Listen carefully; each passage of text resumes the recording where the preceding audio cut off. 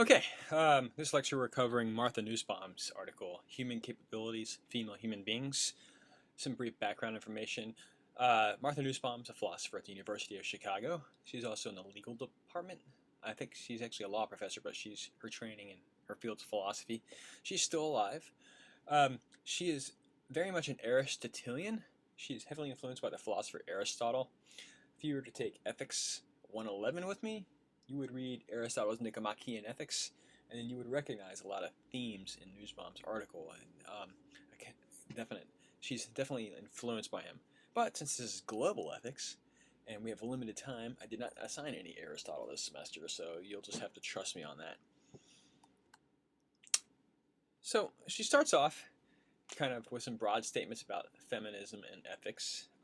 Oken did the same thing in her article, so it's worth seeing what she says. First, theories concerned with the equality and dignity of women that begin with the human being, qua human being, they appear promising. You would think. But a lot of contemporary feminists have been critical of this approach. There are skeptics about it. If you listen to the Oken lecture, there are anti-essentialist feminists, for example, anti-universalist feminists, postmodern feminists, whatever. And they have various reasons. One, throughout history, these allegedly unbiased general concepts have in fact been used to oppress women.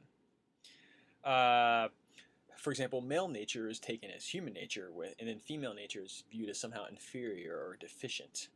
And this isn't a claim pulled out of nowhere. If you read medical textbooks from the 18th and 19th century, males are considered the ideal human, and to the extent that females differ from males, they're considered non-ideal. And this influenced healthcare. In fact, some of this stuff still influences healthcare. There have been recent cases in this century in which women's healthcare premiums were raised simply because they are women. And it's assumed that males are the default, and females, insofar as they diverge from the default, should be charged more. What if instead we treated the female as the ideal and the male's ideal? How would that affect healthcare costs? So that's just one example. Other examples would be intelligence. It's just been assumed that men tend to be more intelligent, especially in the math and sciences. Again, I said that's an assumption. Physical strength, which are also empirical questions, but I think though the general assumption is insofar as females differ from males, the females are inferior in some way, shape, or form. And these differences are in fact limits.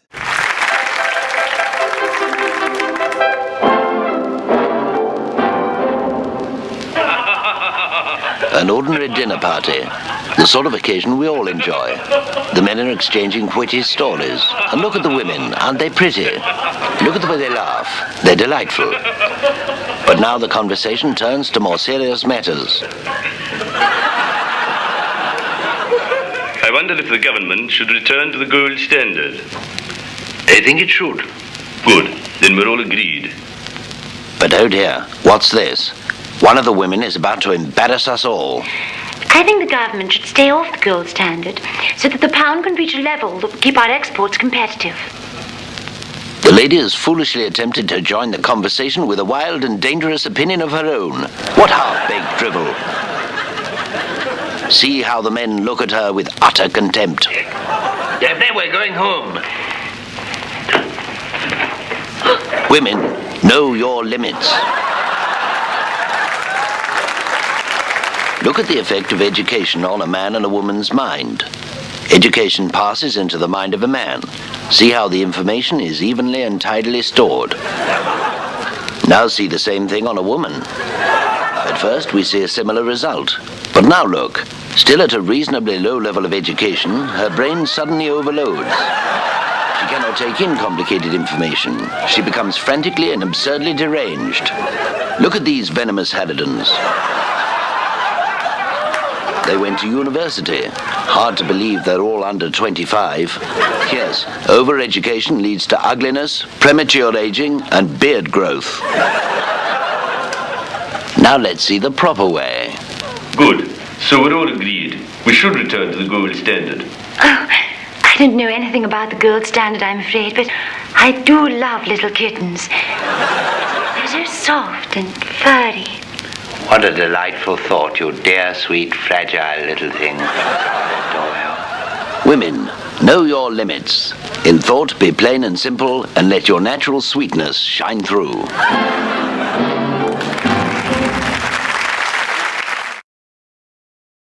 By the way, that was a sketch comedy show. That wasn't a real short serial instructional film by a very funny group of British comedians. But it kind of conveys this point, this kind of default assumption, and this is what those anti-essentialist feminists are criticizing. Well, nevertheless, Nussbaum is going to argue that we should start from the common notion of human beings and human functioning and thinking about women's equality in developing countries. Of course, she's going to have to give an argument for why she wants to start there. And she's going to do that. First, though, she's pretty explicit about her theoretical stances. She's going to take both a universalist as well as essentialist approach to this topic.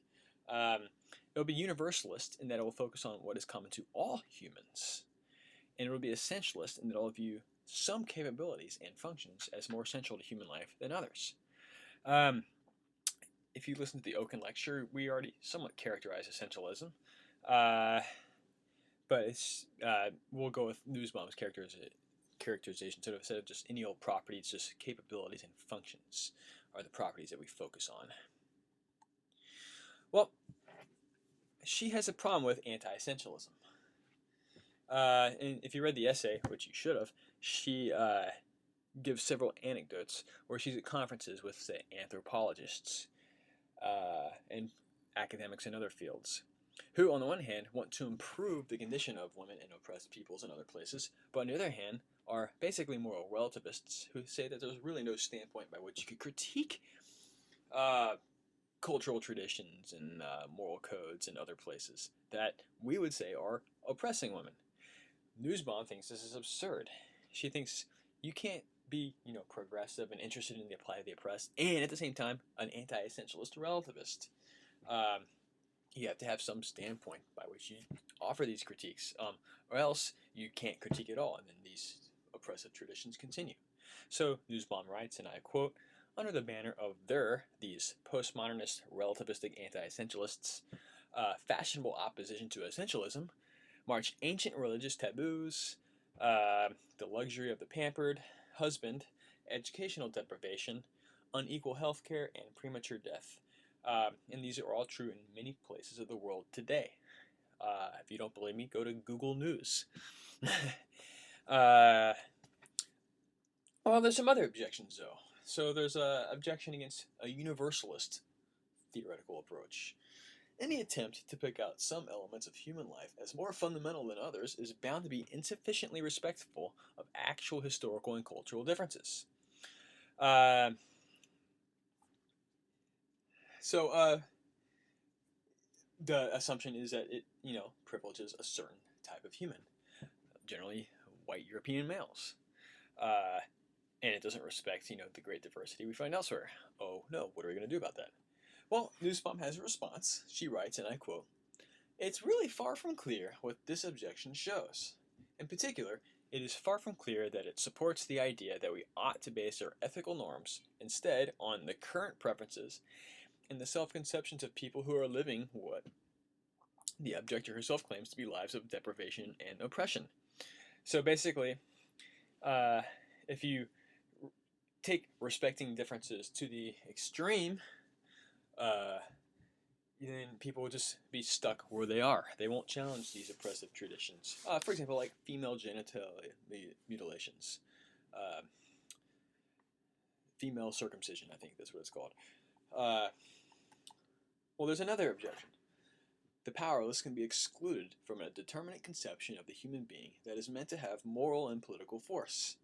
For example, we define humans in such a way that women and non-whites are excluded. That's a pretty serious objection, and that's happened in history.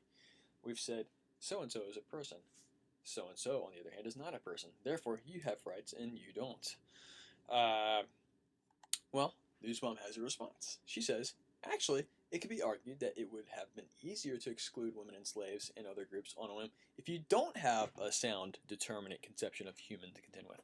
So instead of just tossing out this notion of human being, we should get the notion right. And she's going to actually give suggestions to believe that we actually all do have the right notion of human being in mind. So instead, we are like inconsistently applying the concept. It's a moral failing, not a conceptual failing. Or it's a conceptual failing with bad moral consequences. Either or. That shouldn't be a reason to toss out the concept. Instead, she's going to say that we need this concept to ground human rights. Well, this leads to a basic question. So her approach is going to be the human capabilities approach. She wants to come up with a universal conception of human being that applies to all humans. So what are the characteristic activities of human beings? What are the activities of doing and being that constitute human life and distinguish human from non-human life? This is a question that biologists asks. So we're taking a class on global ethics, and it seems like we're doing biology now. Well, that's exactly what she's doing. Figure out human nature, and then you can figure out what's appropriate for human nature. So I gave you an example during the Oaken lecture. If human beings were constituted such that if you shoot them in the head with a gun, but their bullets kind of just, get squeezed down, they self-heal very quickly, like Wolverine from the X-Men, then our moral duty to not murderers would not be as severe. We probably wouldn't have that moral duty at all. It wouldn't be forbidden to shoot other human beings in the skull because they're the way they are biologically. So, yeah, that's right. Human biology actually has everything to do with morality, according to Nussbaum. And I don't like to give my opinion much, but I think Nussbaum's right. Well, she thinks you can break this down into two further types of questions about human nature, about human activities. One's the personal continuity question. What changes or transitions are compatible with the continued existence of that being as a member of the humankind, and what are not? So, remember in the movie District 9, if you saw that, great movie by the way, the main character gets kind of infected or contaminated or whatever, he comes into contact with this alien chemical substance, and his literal nature begins changing. He's getting transformed from a human being into it was a derogatory term that the humans called the aliens. I forget what it was, but it meant something like shrimp. But he gets transformed into one of the aliens. So it raises an interesting philosophical question. When is he no longer a human being? At one point, obviously at the end we recognize him. He wasn't human anymore. He was an alien. But at what point in the process? Well, these are important questions. These are essentially related to, human nature and how we define it. The second is kind membership. So we recognize, and that's related to the first. Well, actually, a more plausible example, though, and less science fiction-y of the personal continuity is, suppose you're in the hospital in a coma. You've got brain death. You're in a persistent vegetative state. Well, the question is, some people would say that you're no longer human anymore. You're not functioning like human anymore. You've got brain death. The questions about the beginning and ending of life are questions about personal continuity. So this isn't just a science fiction thing. This is very much related to current public policy in healthcare. Second is kind membership. We recognize humans in other cultures and times. I've traveled all over the world.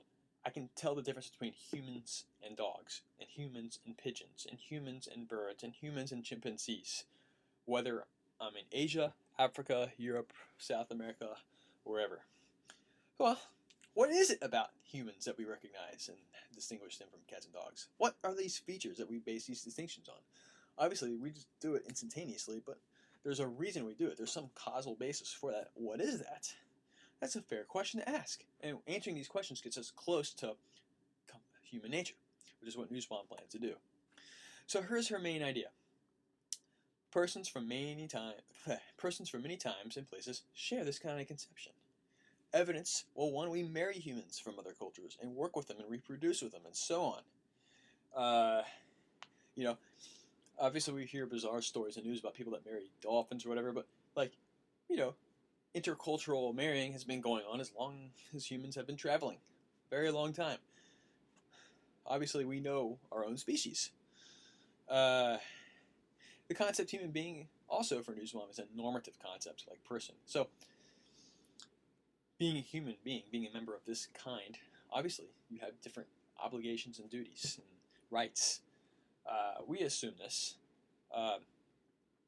with the exception of perhaps extreme animal activists.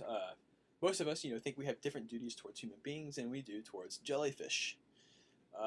Human beings have different rights than squirrels have, or dogs have, or crawfish, or flies, or bees, or roaches, or whatever, different species. Or so some people think we do have obligations towards many animals, especially mammals, that can have a strong capacity for pain, like horses and dogs. That's why we outlaw dog biting. But even then, dogs don't have the same rights humans have, if they have rights at all. We have different obligations. So, in other words, the concept of human being, like other types of things, is a normative concept in that sense. Alright, so she goes, there's two different levels of getting at human nature. The level 1 features are like the minimal features just to be a human. And I'll just list them quickly. Mortality, we all die.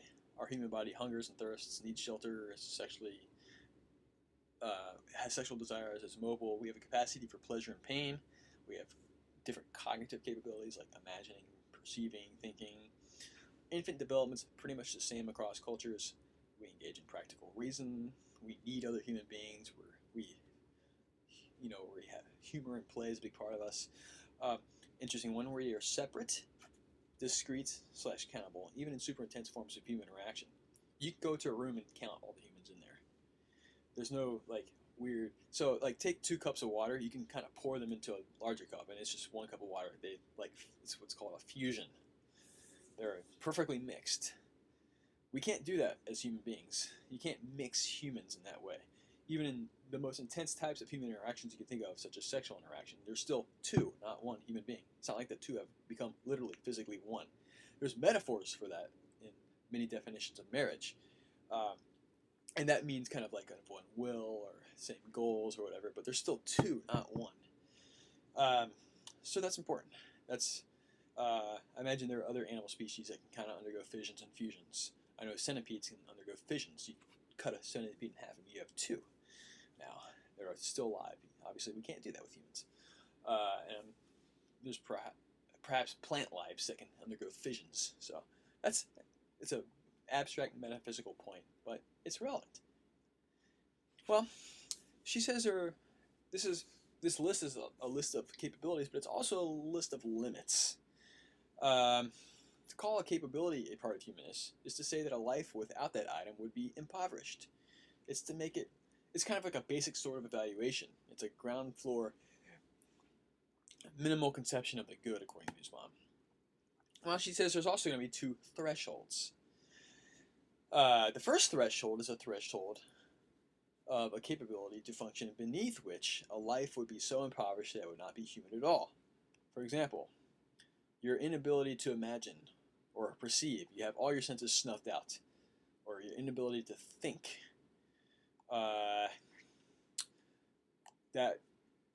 Not having that, she says, you won't be human anymore.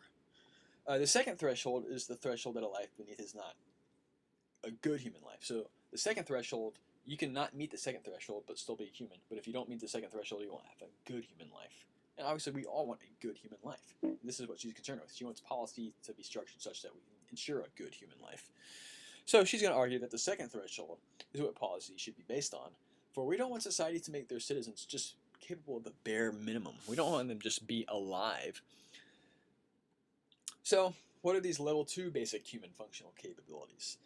Again, I won't go through the entire list. You can read it, but being able to live a normal human life. You don't die early or have a life not worth living because you're in so much pain. Basic health and shelter needs. Avoiding non-beneficial, non-necessary pain. Being able to use all your senses. Being able to have attachments to things. Have a conception of the good. And so on. This is what she thinks policy should primarily be concerned with. So at level 2, she says, a life without these capabilities falls short of being a good human life. The list is general and open. Now, some other points about this list. 1, it's general and open to revision. This isn't the final say. This isn't like divine revelation, according to Nussbaum. it's definitely open to change. Further, it's she calls is open to plural specification. So it actually it assumes differences. It allows for the differences. It wants the differences. It's designed in such a way to handle differences. So let me give a simple example of plural specification. You tell a carpenter to build you a piece of furniture, and that furniture must be a four-sided shape. Other than that, it's up to the carpenter what shape it is. And of course, it could be a square, a rectangle, trapezoid. So it allows for many different shapes within that one constraint. And well, think about how many more options we have for these capabilities. It doesn't say what kind of shelter you should have. It just says you have to have a shelter, for example. It accommodates difference, actually. I think that's a very good point on Nussbaum's part. And I think it's a devastating blow against some of, I guess, anti-essentialist feminists who say that universalist conceptions of ethics don't take into account differences. Another point, the components are specifically separate. You can't make up for a lack of one component by increasing another. All are needed. So you can't, deprive someone of shelter but give them a lot more food and then think that you're helping them live a good life. So that's important. All right. So Nussbaum's claim is we need a conception of the human being and human functioning in public policy in which the central goal of planning is the capabilities of citizens to perform various functions. Her focus will be the quality of life of women in developing countries, with the guiding question, how are women doing with respect to the list of level 2 capabilities? Basic intuition is human capabilities exert a moral claim in that they should be developed. So depriving a woman of a human way of life, then, is morally wrong. Depriving them of the chance to kind of use their capabilities and develop it. And this is, I think she's kind of latched on into an intuition that most of us share. So think about the phrase, so-and-so is treated like a dog or treated like an animal, in reference to how someone is treated, like such as a political prisoner by someone else. Implicit in that phrase, which is usually used as a moral condemnation, is that the person was deprived of developing specifically human capabilities. So if you tied someone up to a tree in their backyard so they didn't run the traffic, that would be, depriving them of their human capabilities. Or if you never taught them how to read, you got a kid and you raised him like a dog his entire life, just because you wanted a pet dog, but we'd think that was incredibly immoral. Well, that's kind of what is the assumption is behind this. So she thinks the capabilities approach will have an advantage over two other approaches currently in use in public policy. The first is the gross national product per capita approach. Assessment that uses the GNP per capita approach as its sole measure, according to Nussbaum, fails to concern itself with the distribution of resources, thus often giving high marks to countries with enormous inequalities, countries that are very well off financially but don't distribute it fairly. So it also doesn't examine other human goods. So for example, measurements based on the GNP alone wouldn't notice the link between female wage earning and female healthcare quality. So it's a very limited approach. Well, what about a utilitarian approach where we measure utils? Well, she has a problem with this as well. One, preferences. If you're suppose like you're measuring preference satisfaction, they're highly malleable. For example, the rich are accustomed to their luxury, and the poor adjust their expectations to accept their low level of life. So utility can kind of just support the status quo. It doesn't actually bring about improvement. All right, well, so she's basically, the argument is, it's either utilitarianism, the GNP, or the capabilities approach. Not utility, not GNP, so the capabilities approach. One way to challenge your argument would be find a fourth or fifth option.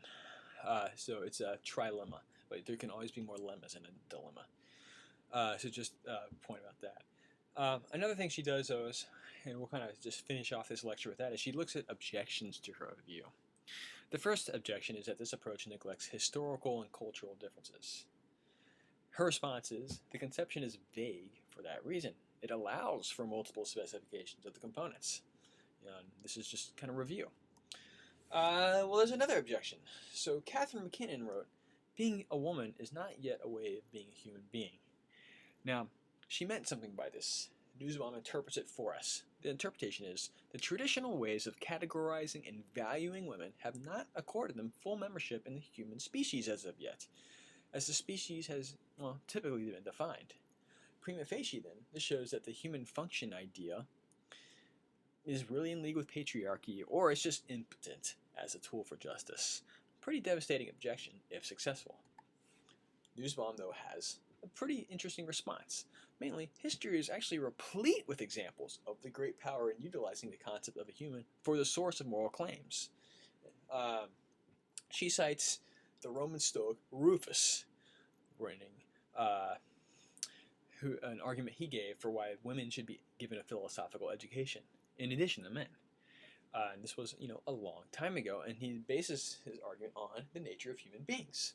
So premise 1, the presence in a creature of a basic, that is untrained, lower-level capability to perform the functions in question, given suitable support and education, exerts a claim on society that those capabilities should be developed to the point at which the person is fully capable of choosing the functions in question. Premise 2, women have the basic capabilities to perform the most important human functions. Conclusion 3, so women should get the same education as men. As you can see, the first premise is a premise about human nature, and then the second premise says women satisfy that premise, which, of course, Nussbaum goes through at some lengths to defend the second premise. All right. The last thing Nussbaum looks at in this article is whether or not there should be two norms or just one. So like a male and female norm or just a human norm. And she looks at two positions that would say that there should be two norms. First, she'll call position A. This holds that males and females have the same normative list of functions, but should exercise those functions in different spheres of life. Okay, well, Nussbaum has a problem with that. Mainly, once we recognize the extent to which gender visions have been socially constructed in morally arbitrary and injurious ways, and once you insist on using common humanity as your moral and political basis, it's actually difficult to see what good arguments there would be for position A. Instead, position A would just maintain in place oppressive divisions. Well, let's take a look at the second one, position B. This would say that the list of functions, even at a high level of generality, is different for men and women. This is an even stronger position than position A. A stronger assumption about men and women having different natures. Well, what's Nussbaum's response? Mainly, one, there's no scientific evidence for this position. Two, even if there were some evidence, it wouldn't suggest a difference in basic capabilities. And she has more to say in the article as well. So that's basically the main points of the Nussbaum article that I thought were worth covering in the lecture. That's kind of the structure.